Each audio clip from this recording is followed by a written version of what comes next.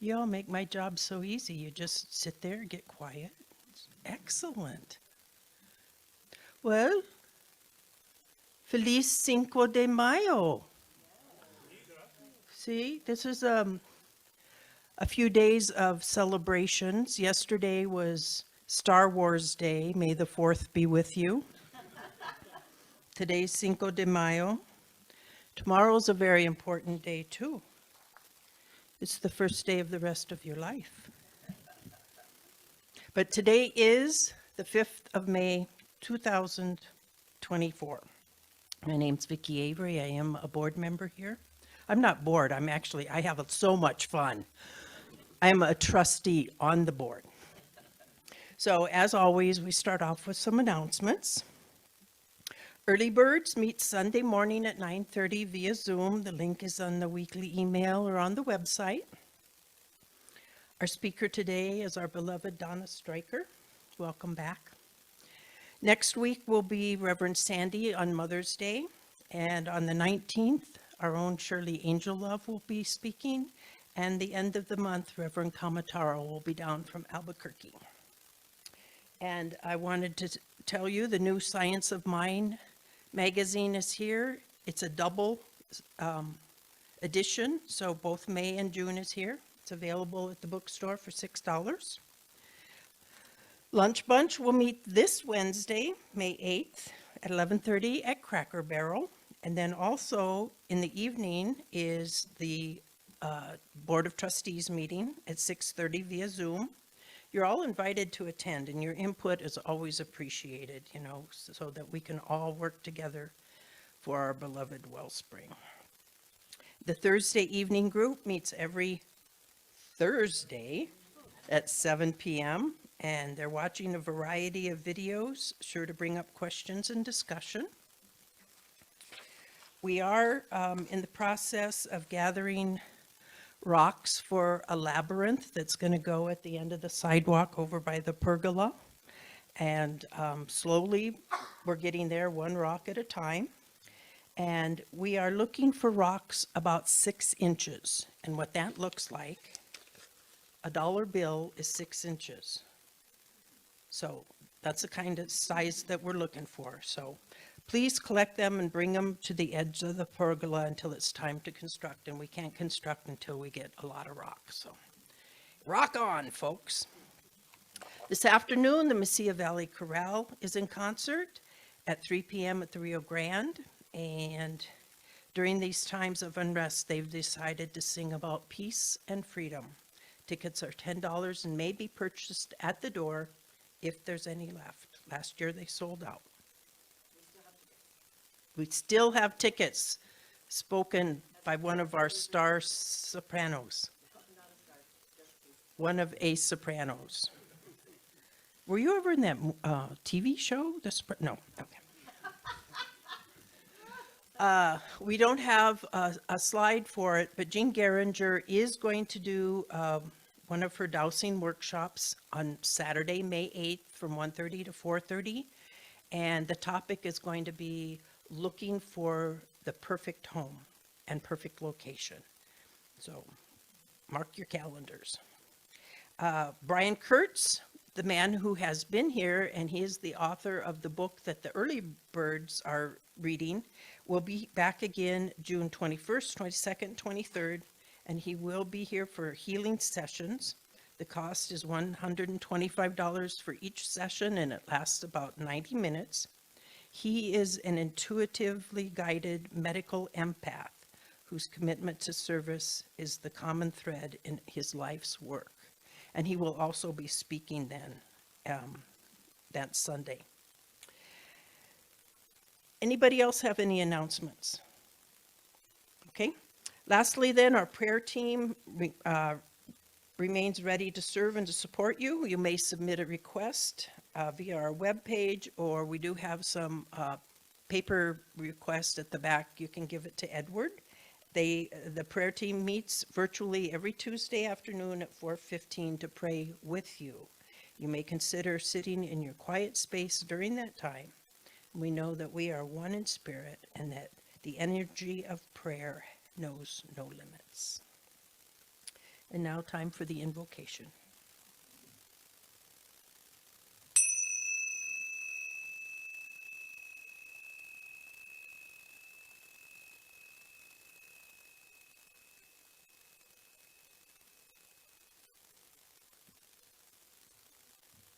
As we gather together, like-minded folk, we know that Mother, Father, God, Great Spirit, the all that is flowing in, through, and around each one of us as we come together to celebrate life. All is well, and we know that we are supported in our spiritual journey. Please know that your being here, your sharing your light is important, because the light goes out in our community, in our country, and around the world. And the world needs all the light it can get right now. So thank you for being here. Thank you for sharing your light. As we say together, and so it is. Okay, and if you are able, please stand for our Song of Joy.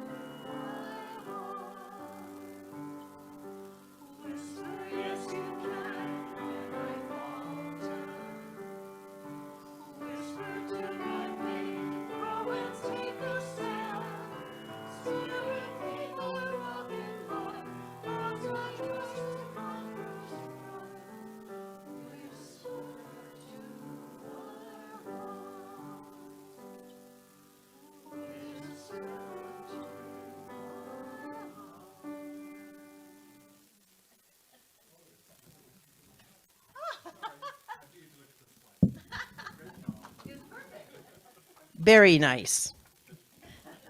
Now, if you'd like to take a seat, and let's stay together, our vision, our mission, and our affirmation. Our vision: to elevate spiritual consciousness in our world. Our mission: to support individual spiritual quests through celebration, study, counsel, loving fellowship, and service. And our affirmation: with the May flowers in full bloom, we know that we are also blooming and unveiling our inner being for all to see. We bravely open our heart so that others may feel the inner love flowing through us from Spirit, and so it is.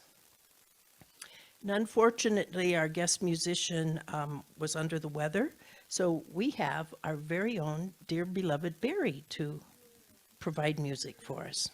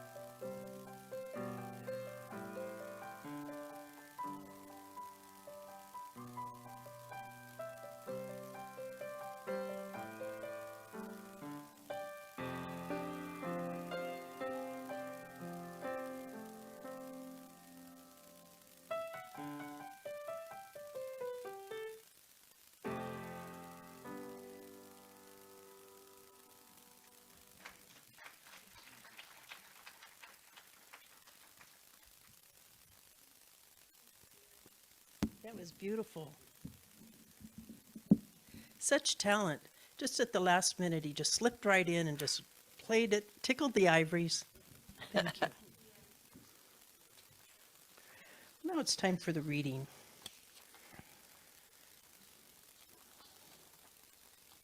Have any of you in your lifetime ever had a situation where it feels like you're swimming upstream against the current and it's really hard? No? No, Okay, never. well, then No, I guess no. Well, there's a lot of these little trite but true isms like, well, let go and let God. Keep it simple. Well, I found that the reason for me why it's always so hard is that I get my ego involved. And ego stands for easing God out. Because spirit has the big picture. And then when we step back and let spirit guide us, things flow the way that it's meant to be. So my reading is a song that you all may be familiar with, and I've adapted it a little bit. I won't sing it though. When I find myself in times of trouble, Mother Mary comes to me, speaking words of wisdom. Let it be. And in my hour of darkness, she is standing right in front of me, speaking words of wisdom. Let it be. Let it be, whispering words of wisdom. Let it be. And when the broken-hearted people living in the world agree, there will be an answer. Let it be. For though they may be parted, there is still a chance that they will see. There will be an answer. Let it be. And when the night is cloudy and there is still a light that shines on me, shine until tomorrow. Let it be. I wake up to the sound of music. Mother Mary comes to me, speaking words of wisdom. Let it be. Let it be. Let it be. Oh, there is an answer. Let it be. Whisper words of wisdom. Let it be. So it is. And now is the easy part. We get to have our very own beloved Donna Stryker come up and share words of wisdom with us.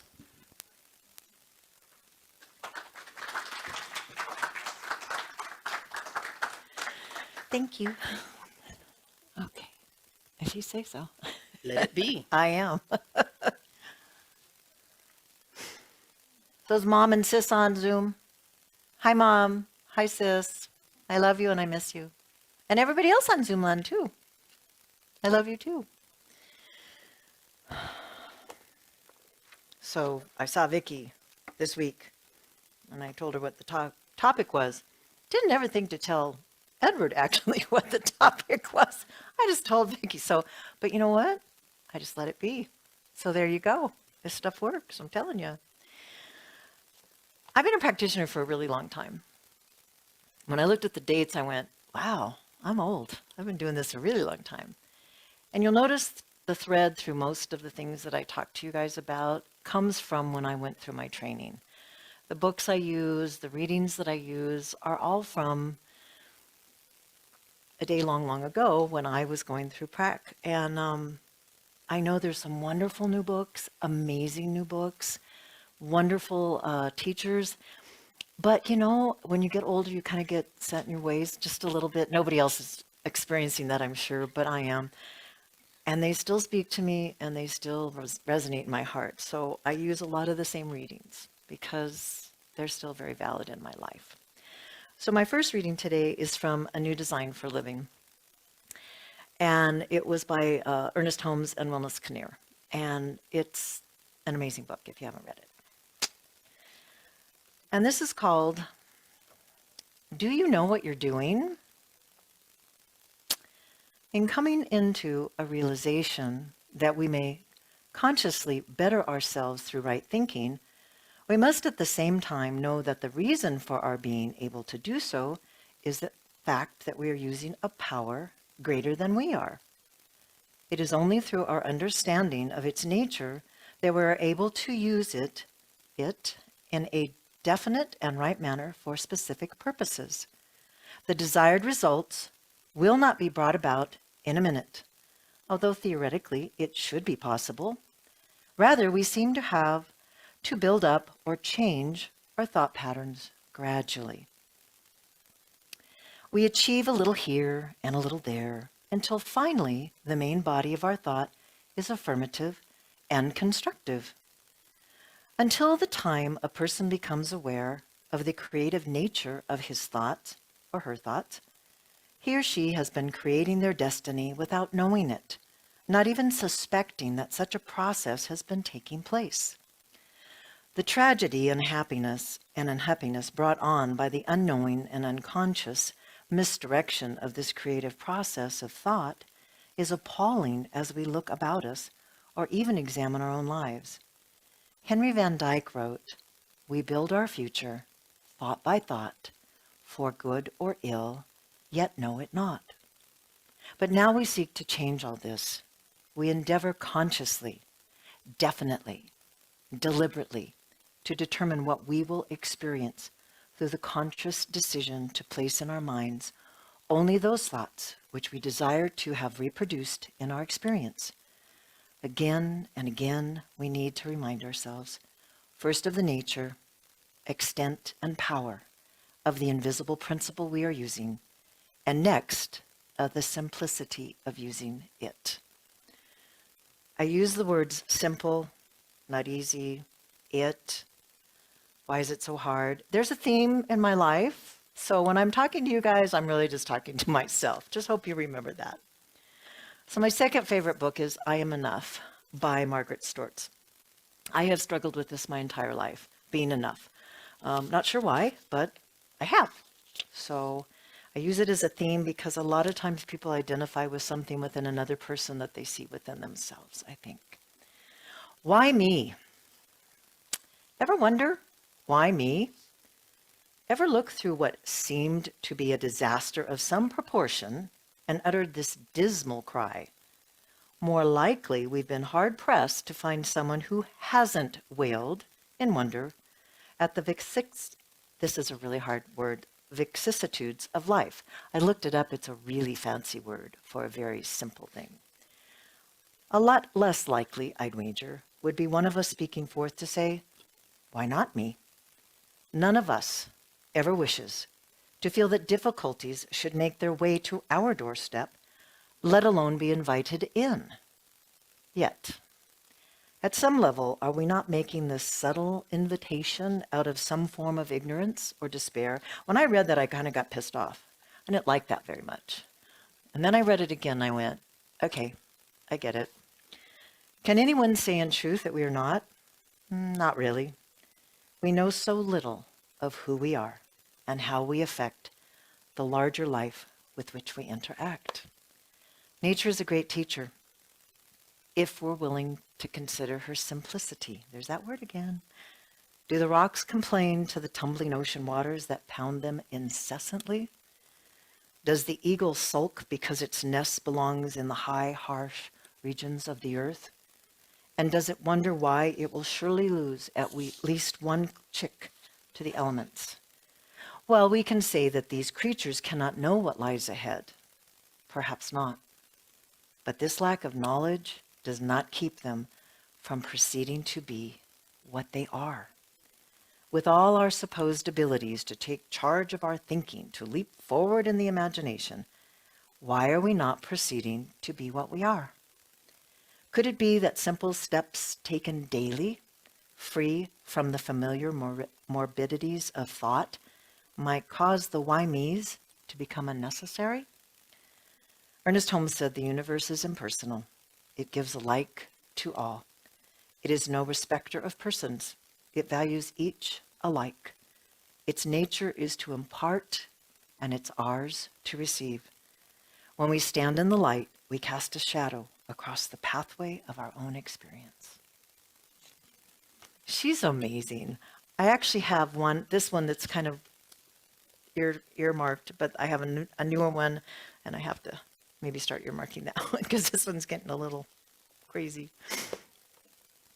Okay, are you ready? Everybody sitting down? Remember when you were a kid? Okay, it wasn't that long ago, right? Like 64 years ago or so. Well, almost 69. And you couldn't wait to learn to ride a bike. Okay, remember that? My Jackson, he's 9, and he's still using training wheels because we don't have any grass, and his parents don't have any grass. So we gotta help him with this. And he really, really, really, really wanted to learn to ride the bike. But it's really hard. It's like really, really, really hard. And I don't know if I can do it.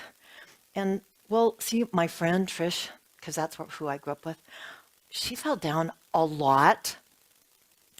And as she was learning, like she skinned her elbows and her knees really, really bad, and they were really gross. And it took like a week for them not to be icky anymore. And I don't think I want to get hurt. Because, well, maybe those training wheels aren't just for babies, because I'm not a baby. I'm a big girl. And bikes are dumb anyway. And who wants to ride a stupid bike anyway? But then, okay, I decided I really, really, really want to ride a bike. And then my friend dared me. And then my desire outweighed my fear. And I knew really, really, really, really deep inside that I was going to ride that dumb bike. I knew I could do it. Well, if Trish could do it, I certainly could do it. And okay, so what if you got a little hurt? It's going to heal. And maybe you'll have a really cool scar like that kid down the street did on his elbow. Is really gross and really cool. And guess what? We rode that bike. And yes, we had spills and tumbles and hurts and even some tears. But we knew that we could do it. We just really, really had to want to do it. So do I really want it? Is it that important? And why is it so hard? Is it? Now you might think, Donna, come on, this is real life. It isn't riding a silly bike. It's relationships, and it's bills, and it's work, and it's the people in our lives that hurt us, and maybe even abuse us. And there's so much out there to choose from and indulge in. It isn't the same. Are you crazy? How can you say it isn't the same thing as learning to ride a bike? That is it. It is the same. And it is that simple. Who makes it hard? Okay. Darn it, Donna. You really don't get it, do you? You've had a charmed life. And you would look at me and like to think that if you didn't know my story. How would you, Donna, know anything about abuse or difficulty or getting fired or having ugly relationships or being betrayed or struggling to pay bills or having to file bankruptcy or just having anything bad ever happen to you, Donna? Huh? Really? That never happened to you. Yeah, I do get it. And yes, it is hard. And yes, it is simple. And yes, every single one of those things happened to me. But at some time in your life, between learning to ride a bike and your present life, you get to choose. You get to believe in yourself. You get to understand yourself. And you get to forgive both yourself and others. Here's Margaret again. In the quiet acceptance of enoughness, now lies our inner power to choose to be responsible and responsive to life. We put ourselves in the forefront in that way, and we stop giving our power away to someone or something that we may consider is more than enough than us. Anyone ever have issues with thinking they're not enough? Yeah. Well, we all are already perfect, right? We just forget sometimes.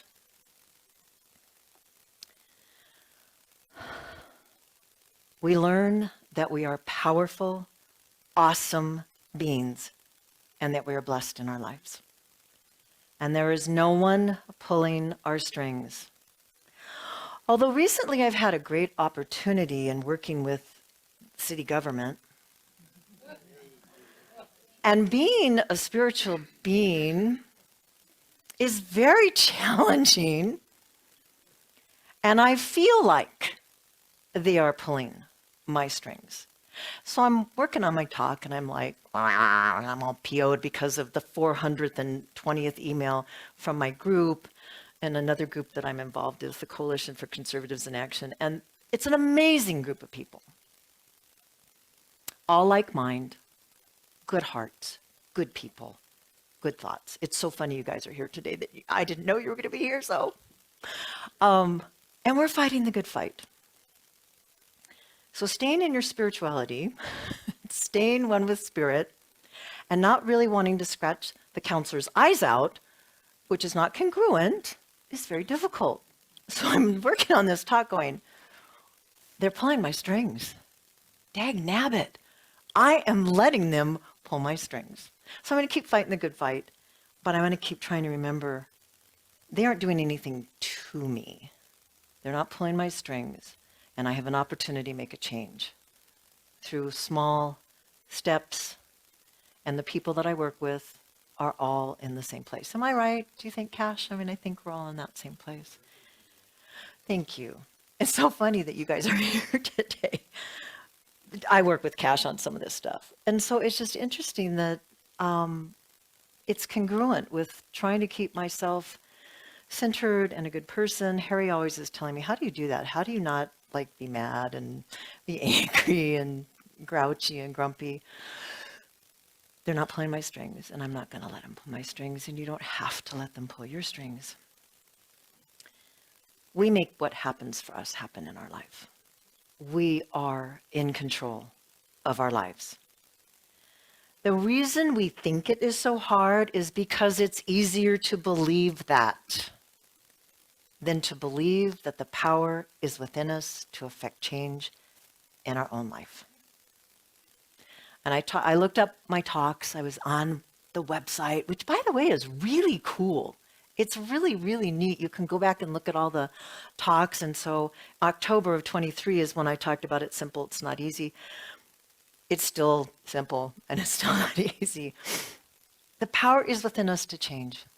It is absolutely within us to change. And it's still simple, and it's still not easy. Okay, Donna. So Miss Smarty Pants, who has had bad things happen to her, big wow, just like everybody else. What happened to you? When did your shift occur? Why did your shift occur? Earlier I read, it doesn't happen overnight or in a minute. I was not struck by lightning, thank God, or had an angel speak to me. However, that would be super cool too. My experience of knowing that there was something available to me to change my life when I walked into a Science of Mind church in the 1980s with my 2 small children, where I was living my charmed life, divorced, driving 3 hours a day to Los Angeles from Huntington Beach and back, and leaving my small children with a nanny so that she could raise my kids. I walked into Reverend Peggy Bassett's church in Huntington Beach, California, and I started crying. She hadn't even started talking yet. There was just this energy. I was like, what the heck? I literally sat on a seat and started bawling my eyes out, which I look around and that was happening to a lot of other people too. But there was such emotion and energy and knowingness and spirit in that room. When we prayed in this morning, something came to me about in this very room, and I'm sure you all remember Nancy Ritchie, and that was her song. And I just thought, so in this very room and in that very room, Spirit was so present. And that shift, my shift, and I bet other folks' shift, came when they got tired of not being able to ride the bike, or got tired of not being able to experience your dreams, or you remembered the truth of who you were through hearing something that pressed at your heart and opened something inside of you that you didn't even know how or why, but you knew it was real. It resonated in your very soul. You needed to pursue it. You knew you needed to look into this. Or maybe you read something, or you talked to someone that lit that fire in your belly, and you just knew that there was something else out there and that you wanted a part of it. I wanted a part of it. Just like learning to ride that bike. None of this means that your life magically becomes easier because your life is already perfect just right now, but it's a matter of remembering it. When I was taking classes in Science of Mind, Harry and I actually started our classes together, and we went through Foundations and Foundations 2, and we took quite a few classes together. And one of the things that resonated, and I still hear it, you will see it when you believe it. Not, you will believe it when you see it. It's same thing with your perfect world. When you're ready to believe it, you'll see it. It will manifest in amazing, magnificent ways every single day. There are still people in the world. There's still work. There's still the stores. There's still shopping. There's still cars. There's still traffic. There's still family. There's still friends. There's still strangers. There's still counsel people, for whom seeing perfection may be a little difficult. And I still got to clean the toilets. I still got to go to the grocery store. I still got to get gas in the car. I still have to make dinner. I still have to do the laundry. But like riding a bike, we just keep trying and we just keep doing it. And there'll still be tumbles. And there'll still be falls. And there'll still be tears.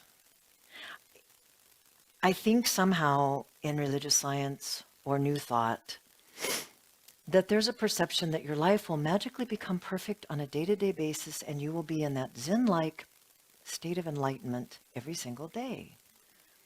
Well, for those of you who that's happened to, could you sign me up? Because I'd like to know how you're doing that. Because I'm, after 20 years in religious science, I'm still practicing. But what's beautiful about that, that's part of the process. That's part of our humanity. That's part of being who we are. Would it be great if we were all enlightened beings? I don't know. I don't think I'd be here anymore. I think I'd be in another dimension or space or something. I still think the things that don't serve me. I still believe in some of the other old stuff, stories, routines that don't help me. I still believe that I make way too many mistakes, and I still believe, you can ask my husband, that I am unworthy, although I have the best relationship on the planet. Thank you. But what I work on believing in more is what I experience, is what I believe. So I'm going to believe in myself, and I'm going to believe in others, even the council people, as pure light and love, no matter how hard it is. And you've heard it from other ministers and other practitioners. It is done unto us as we believe. Well, wait a minute, I don't like that. Yeah. So that what you're telling me, Donna, is that I'm not believing the right way. So if I believed the right way, it wouldn't happen. That's not what they're saying. It's just what our patterns of behavior and history and growing up and childhood and adulthood, that's what we've formed, is that, oh, well, I must be bringing it to me. I don't think that's what Ernest Holmes meant. I don't think that that's what Spirit meant. Not that I'm an interpreter for either, however, just my life experience. We're just used to believing in something that does not serve us. It's a habit. So we need to detrain or derail or deprogram that habit or habits, or whatever you want to call it, of allowing ourselves to believe the unwanted things in our lives are just the way it is. It just is. It isn't done to me. I'm not receiving my punishment from God. Things just are. Just like the eagle is going to lose a chick. And just like the stones are still going to be crashed with the waves. It just is. It isn't good or bad. But thinking makes it so. So the big secret, heard this before. Change your thinking, change your life. I was reading for my talk and I thought, it worked 20 years ago, it worked 5 years ago, it worked 10 years ago, it worked 15 years ago, it works today. Change your thinking, change your life. Wow, that is so powerful. There's a reason that it's powerful. It speaks volumes about our belief system. It is that simple and that difficult and that attainable and that scary. Okay, so great, I'm responsible. Oh God, I hate that. I'm responsible? Can't we just like blame someone else? Shoot. So we have the power to make a difference in our own lives. Oh, how cool is that? That is so cool. However, for most of us who came up through traditional faiths, that goes against everything from the time we were little. So what we're saying is that God and I are one, Spirit and I are one.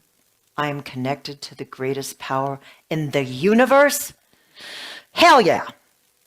I love that. That is so cool. However, I don't think we buy it every single day, all day long. And you know what? That's okay.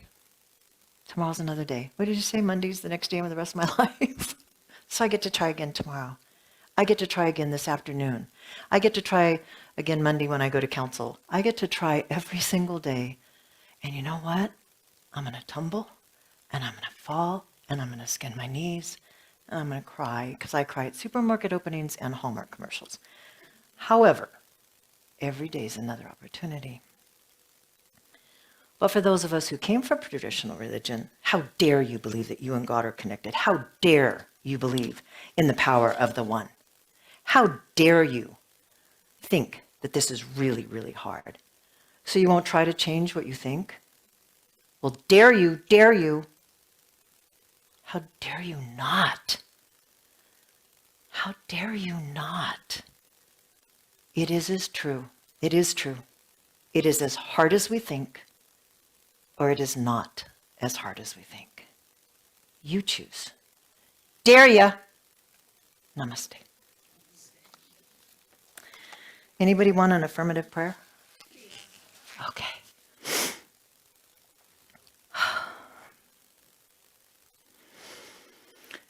In this very room, Spirit fills us with knowingness and love and faith and hope and determination and all the good things that are in, through, and around us every single moment of every single day. If we take a very nice, deep, cleansing breath and we blow out everything that does not serve us and breathe in Spirit. Spirit affirms our goodness, our greatness, our value, our worth. Not old patterns, not old thoughts, not old things that did not serve us well. Spirit affirms for us every moment of every day. And all we have to do is listen. And even if we have a bad day, quote unquote, we just get to do it the next day and take those cleansing breaths and remember that we are one with Spirit. And I affirm Spirit is in, through, and around every one of us all the time, every day. And I affirm that we're going to remember that, and that we're going to remember the truth of who our being is. And I affirm that we are, every one of us, great giants in this world with the power to change our lives and change our thinking and be the best me that we can be. And I know that this is absolutely the truth of who I am. It is absolutely the truth of who you are. It is and cannot be any other way. Our perfect world, our perfect hearts, our perfect minds, our perfect bodies are filled with spirit, always and forever. And I let it go, and I know that it's true, and so it is. Amen. Love you guys. Dare ya. Oops.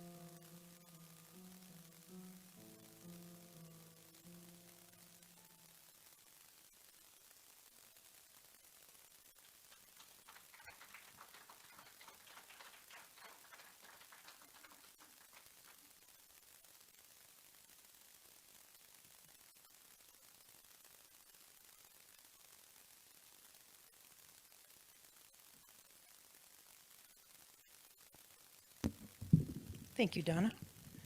Thank you, Barry. And now Sharon will come down the aisle with the basket if you'd like to give a tithe or offering.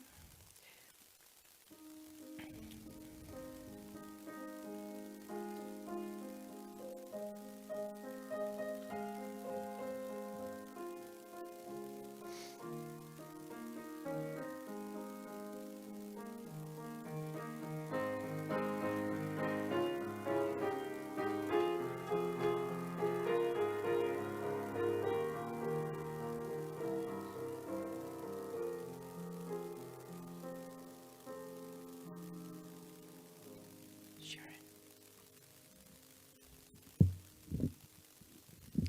And we say, hallelujah, hallelujah. We are grateful for these gifts that are given from the heart. And we know that the giving and receiving is all part of one flow. And the gifts that we receive, we send back out into the community. And we are grateful and say, so it is. Thank you, Sharon. There's a lot of folks that have been involved in the production of today's service. So thank you all for being of service. We have Edward back being our tech. We have Edwin on the camera, Barry on the piano, and Donna, our wonderful speaker. So thank you all. And thank you all for being here and bringing your light. And I've noticed that Jean Geringer is here. And we did make the announcement about your dowsing workshop. So if you have any questions, feel free to chat with Jean afterwards. And those of you out in Zoom land, if you'd like to stick around, we'll leave the lines open so you could visit. And for the rest of us here, please come over to the fellowship hall for conversation and beverage and nash. And now if you're able, please stand and we will say together our benediction and then sing our community song. Spirit in the midst of us is mighty. Joy, peace, and eternal life are our true nature and flow through us into the world, and so it is.